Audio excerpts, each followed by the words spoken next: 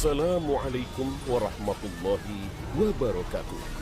إذا زلزلت الأرض زلزالها وأخرجت الأرض أثقالها وقال الإنسان ما لها. Apabila bumi digoncangkan dengan goncangan yang dahsyat, dan bumi telah mengeluarkan beban-beban berat yang dikandungnya, dan manusia bertanya, mengapa bumi menjadi begini? Al-Quran, Surah Al-Zalzalah, ayat 1 hingga 3. Inilah dahsyatnya kiamat yang dituturkan Allah Subhanahu wa Ta'ala dalam Surah Zalzalah, ayat 1 sampai 3.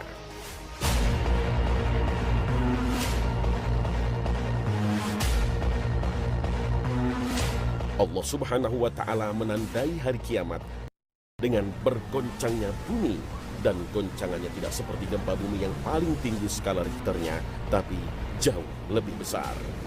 Saking hebatnya goncangan itu sampai Allah Subhanahu wa Ta'ala menggambarkan efeknya kepada para manusia yang ada di muka bumi ini seperti orang yang mabuk, padahal mereka tidak mabuk, tapi karena saking dahsyatnya. Dan kamu melihat manusia dalam keadaan mabuk, padahal sebenarnya mereka tidak mabuk, tetapi azab Allah itu sangat keras. Al-Quran Surah Al-Hajj ayat 2.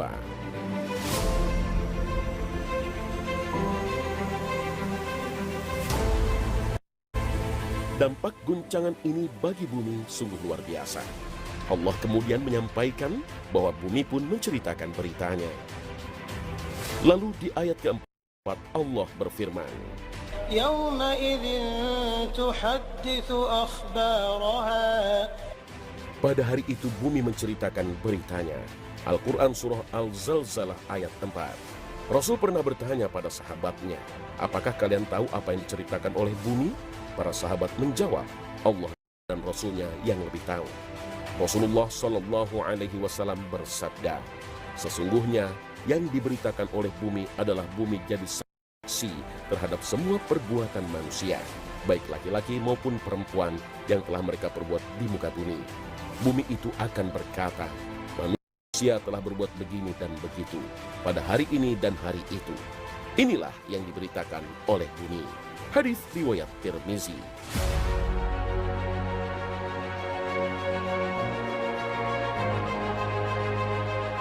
Hadis ini sekaligus mengingatkan kita saat kita beramal jauh dari pandangan orang lain.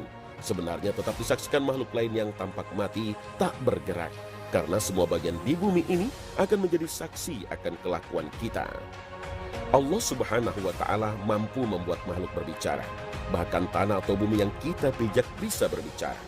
Bumi akan bersaksi terhadap amalan kebaikan dan keburukan yang kita perbuat. Yang menjadi saksi bagi manusia pada hari kiamat adalah kitab catatan amalnya, pendengarannya, penglihatannya, kulit dan tangannya, serta bumi yang dipijak. Sehingga setiap manusia tak mungkin mengelak dengan kesaksian yang ada.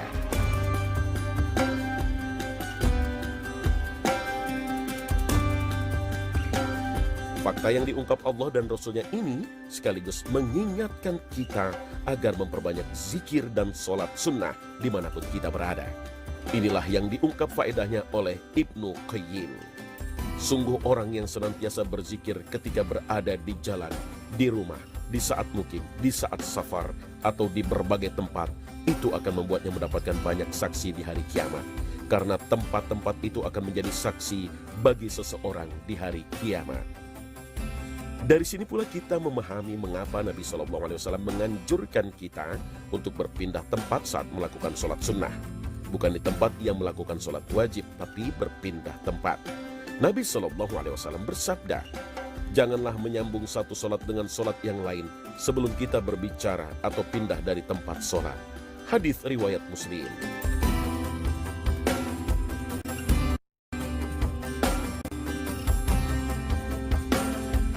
Termasuk pula keutamaan mengerjakan sholat sunnah di rumah, supaya mendapatkan banyak saksi pada hari kiamat. Setiap tempat yang menjadi lokasi bersujud menjadi saksi kelak di akhirat. Rasulullah SAW bersabda, sholatlah kalian wahai manusia di rumah kalian, karena sebaik-baik sholat kalian adalah sholat di rumahnya, kecuali sholat wajib.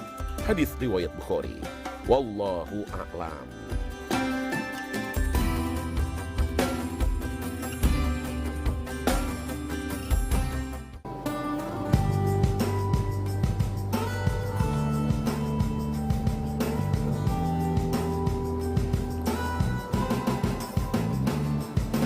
Ya Hannanu ya Mannan, ya Qadimal Ihsan, ya Qadimal Ihsan, Bahru Judika Malyan, Judlana bil Gufran, Judlana bil Gufran. Bismillahirrahmanirrahim. Assalamualaikum warahmatullahi wabarakatuh. Alhamdulillah, pemirsa, kembali lagi bersama kami Hamanis. Saya Hana, saya Mana, saya Isa. Senang banget rasanya Hamanis bisa kembali menyapa pemirsa yang ada di rumah. Ya, nah, tentunya di program kesayangan kita. Di mana lagi kalau bukan di Khazanah Ramadan. Oh iya ya, tadi habis ngeliat tayangan yang tadi, kita tuh jadi makin sadar gitu. Ya, kita tuh nggak bakal bisa lolos dari yang namanya hisab. Betul. Bahkan benda-benda mati bisa ngomong tuh. Nah, kemarin tuh waktu buka ngambil gorengan aku nggak bakal bisa bohong tangannya di hadapan Allah. Tuh mata ngapain dilihat sini? Mau dicolok? Kenapa marah? Harusnya yang marah tuh yang barangnya diambil tuh yang marah. Lagian kemarin bukanya pakai korma lagi. Padahal makanan di depannya tuh banyak. Kasihan gorengan gak dimakannya, udah gua empat daripada mubazir. Kang Didor, emang begitu sunnahnya kalau bukan nih azan. Kurma dulu yang dimakan, bukan ngerebut gorengan-gorengan orang. Pokoknya tuh gorengan yang kamu makan tuh bakal dihisap nanti di akhirat. Ya ilah, gara-gara gorengan 3 biji aja ribut. Udah deh, besok gua ganti 1. Nih, 3. Ya 3 besok gua ganti 3. Bener ya? Ya, maaf nih, maaf. Oh, udah. Masa cuma gara-gara gorengan jadi ribut? Dah, mending lihat tayangan yang ini nih. Ada tayangan tentang amal soleh tergantung akhirnya. Silahkan.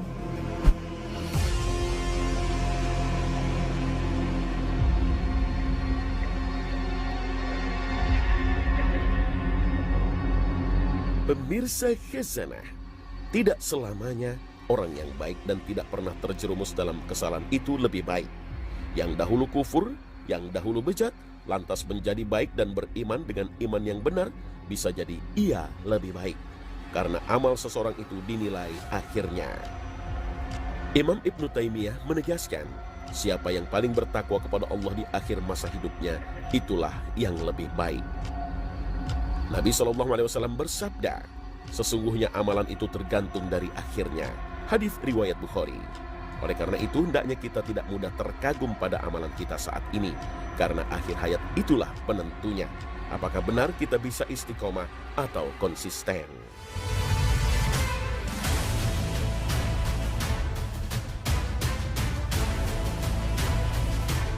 Anas bin Malik radhiyallahu anhu menuturkan bahwa Rasulullah SAW bersabda, janganlah kalian terkagum dengan amalan seseorang sampai kalian melihat amalan akhir hayatnya. Karena mungkin saja seseorang beramal pada suatu waktu dengan amalan yang solih, yang seandainya ia mati, maka ia akan masuk surga. Akan tetapi ia berubah dan mengamalkan perbuatan jelek. Mungkin saja seseorang beramal pada suatu waktu dengan suatu amalan jelek, yang seandainya ia mati, maka akan masuk neraka. Akan tetapi ia berubah dan beramal dengan amalan soleh. Oleh karenanya, apabila Allah menginginkan satu kebaikan kepada seorang hamba, Allah akan menunjukinya sebelum ia meninggal. Para sahabat bertanya, apa maksud menunjuki sebelum meninggal? Nabi SAW menjawab, yaitu memberikan ia taufik untuk beramal soleh dan mati dalam keadaan seperti itu.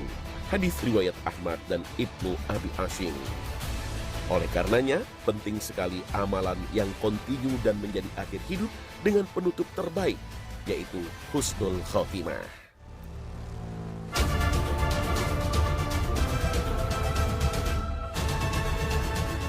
Husnul khotimah itu tak cukup dengan harapan saja, tapi perlu diwujudkan dalam tindakan yang konkret. Karena siapapun kita tidak tahu kapan, di mana, dan bagaimana ajal menjemput. Lalu bagaimana agar kita tetap istiqomah dan bisa menjadi baik dan soleh di akhir hayat?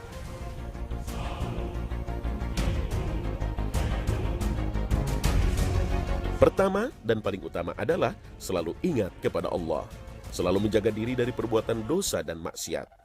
Sahabat Ibnu Mas'ud radhiyallahu anhu berkata, seorang yang beriman melihat dosa-dosanya bagai ia sedang duduk di bawah gunung yang akan runtuh. Ia khawatir tertimpa. Sedangkan ahli maksiat melihat dosa-dosanya bagaikan lalat yang melewati hidungnya. Hadis riwayat Bukhari.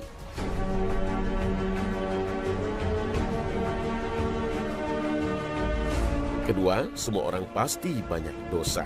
Maka, tidak ada jalan lain kecuali memenuhi panggilan Allah, segera bertaubat. Sebagaimana difirmankan Allah Subhanahu wa Ta'ala. Dan bersegeralah kamu kepada ampunan dari Tuhanmu, dan kepada surga yang luasnya seluas langit dan bumi, yang disediakan untuk orang-orang yang bertakwa. Al-Quran Surah Ali Imran ayat 133. Dan yang paling penting dari semua itu, pangkal dari iman adalah hati. Inilah bagian yang menentukan. Amalan dan perbuatan bernilai pahala atau sebaliknya menjadi dosa tergantung dari isi hati. Akan tetapi hati manusia bagaikan timbangan yang bisa dengan mudah bergerak. Dari yang awalnya cinta kepada ibadah menjadi ahli maksiat. Sehingga Allah mengajarkan kita doa.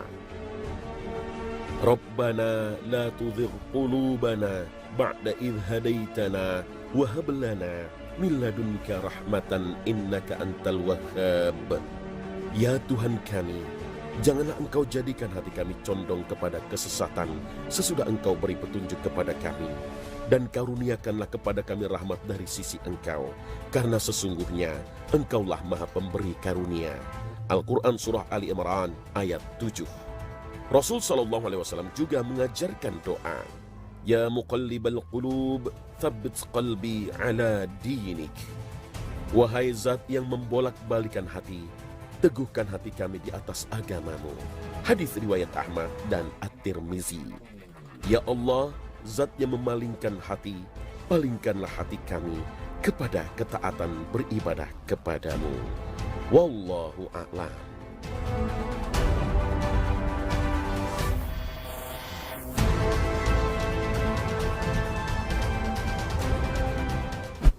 Alhamdulillah, kembali lagi di Khazanah Ramadan. Tuh, lihat, jadi kita tuh nggak boleh ngerasa lebih baik dari orang lain. Karena kan kita nggak tahu akhir hayat kita seperti apa. Nah, ingat ya, inna akramakum indallahi atqakum. Amin. Amin, amin. Itu bukan doa, itu ayat. Artinya, sungguhnya orang yang paling mulia di sisi Allah adalah orang yang paling bertakwa. Nah, bener banget pemirsa.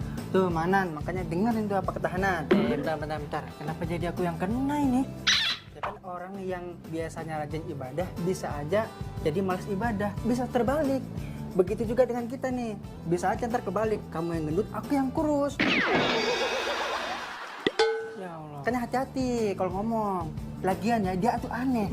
Di mana-mana orang kalau habis nikah kan berisi, iya, melebar. Betul. Nah dia makin nyewesut. Ini mulut kagak dipagerin ngapa ya? Seenaknya kalau ngomong nih. Aku udah nikah nih, beda. Udah ada yang ngurusin. Emangnya dia pemirsa belum nikah nih, belum ada yang ngurusin. Jangan salah ya. Walaupun aku gendut-gendut gini, banyak yang mau nabok pakai senam. Oh no. Ya Allah, punya kembaran dibully terus ya.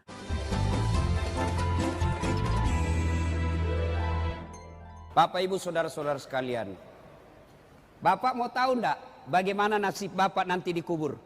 Mau? Ibu-ibu mau tahu nasibnya Ibu nanti ketika meninggal? Halo Ibu, kalau Ibu meninggal nanti siapa yang doakan Ibu? Siapa? Suami? Pret.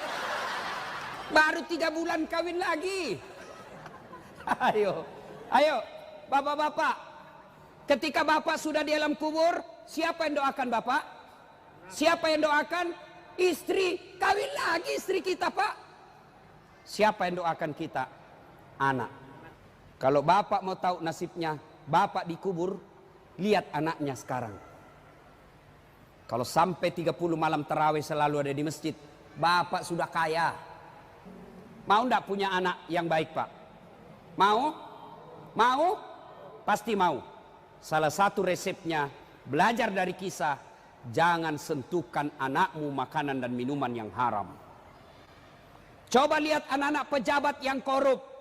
yang menghalalkan segala cara, halal haram hantam, tidak punya rasa malu, mobil korupsi dia pamer, rumah korupsi dia pamer. Coba lihat anaknya, 3 anaknya, 1 pengedar, 1 pengisap, 1 kawin lari di bawah bandar. Ayo, maka Bapak Ibu Saudara sekalian, hindarkan anak kita dari makanan dan minuman yang haram. Maka Bapak Ibu sekalian, Ramadan Allah hadirkan untuk apa? Melatih umat Islam agar jangan kau kasih makan barang haram anakmu. Ramadan 1 bulan. Begitu pentingnya kita memelihara diri, begitu pentingnya kita memelihara perut dari makanan haram. Allah hadirkan 1 bulan untuk apa? Latihan kau jangan makanan haram. Ramadan, jangankan yang haram, yang halal saja kita tahan. Contoh, air kelapa. Halal atau haram? Air kelapa, halal atau haram? Halal. Tapi jangan kau coba-coba jam 3 sore Ramadan. Offside kau bos. Ayo, nasi halal atau haram? Halal. Tapi siang hari bulan Ramadan jangan coba. Alhamdulillah, kalau kita mampu berhasil melewati Ramadan, tapi yang lebih penting selesai Ramadan terpelihara diri kita dari makanan dan minuman yang haram. Jadi pedagang jangan menghalalkan segala cara. Pedagang dia tulis dagangannya asli padahal palsu. Hati-hati. Dia tulis bensin murni padahal dia campur minyak tanah. Begitu ditanya, kenapa kau tulis bensin murni, kau campur minyak tanah? Apa dia bilang? Istriku namanya Murni. Ayo, hati-hati Pak. Tidak ada orang mati gara-gara isi perut. Tapi yang banyak masuk neraka karena gara isi perut. Pada akhirnya Rasulullah SAW suatu saat menuju ke satu tempat. Dalam perjalanan ke tempat tersebut Nabi melewati pemakaman. Tahu pemakaman Pak? Kuburan. Lalu Nabi bersabda, langkahkan kakimu dengan cepat. Orang Bugis bilang, maperi-peri kok. Pulang lagi lewat makam yang sama. Sahabat ingin langkahkan kaki. Lalu Nabi bersabda, tidak usah buru-buru, kau santai saja. Bersahabat bertanya, ya Rasulullah, tadi waktu pergi buru-buru, langkah kami cepat-cepat, pulang tidak lagi. Ada apa ya Rasul? Nabi menjelaskan, waktu pergi tadi, itu orang yang ada di kubur disiksa. Saya tidak tahan mendengar, saya tidak tega mendengar dia disiksa, maka saya mau jauh-jauh cepat supaya saya tidak dengar dia disiksa. Waktu pulang, saya dapat berita, Jibril tidak lagi menyiksanya. Saya dapat berita dari Jibril. Kenapa? Allah perintahkan, berhenti kau siksa itu orang tua. Tidak mungkin ku siksa orang tuanya, sementara anaknya di dunia lagi membaca Bismillahirrahmanirrahim. Dengan nama Allah, Maha Pengasih dan Maha Penyayang. Masa bapaknya ku siksa, anaknya menyebut saya Maha Pengasih dan Maha Penyayang. Artinya, Bapak, Ibu, Saudara-saudara sekalian, yang bisa menolong Bapak ketika Bapak sudah di dalam kubur bukan pangkat jabatan. Yang bisa menolong Bapak ketika sudah di dalam kubur adalah bukan harta kekayaan, tapi apa? Anak yang soleh dan soleha. Maka salah satu cara agar anak kita menjadi soleh dan soleha, pelihara dirinya dari makanan dan minuman yang haram. Pemirsa, alhamdulillah kita sudah berada di ujung acara nih. Nah, semoga tayangan-tayangan tadi banyak hikmah dan pelajaran yang bisa kita ambil bersama. Amin ya rabbal alamin. Bagi pemirsa yang mau nanya, silahkan langsung saja ke Instagramnya Hazanah di @hazanah_t7. Nah, kalau pemirsa ada yang mau nagih utang saya, nagihnya ke Hanan aja ya. Enak aja lu, giliran utang aja ngopernya ke sini. Sorry ya, gua mah gak punya utang. Kamu kan kembaran. Nah, tolong ya. Biasa kalau begini ada maunya begini mah. Tolong ya. Lu langsung sendiri aja. Ya. Udah pemirsa, jangan lupa ya untuk besok dan seterusnya saksikan terus Hazanah Ramadan hanya di Trans 7.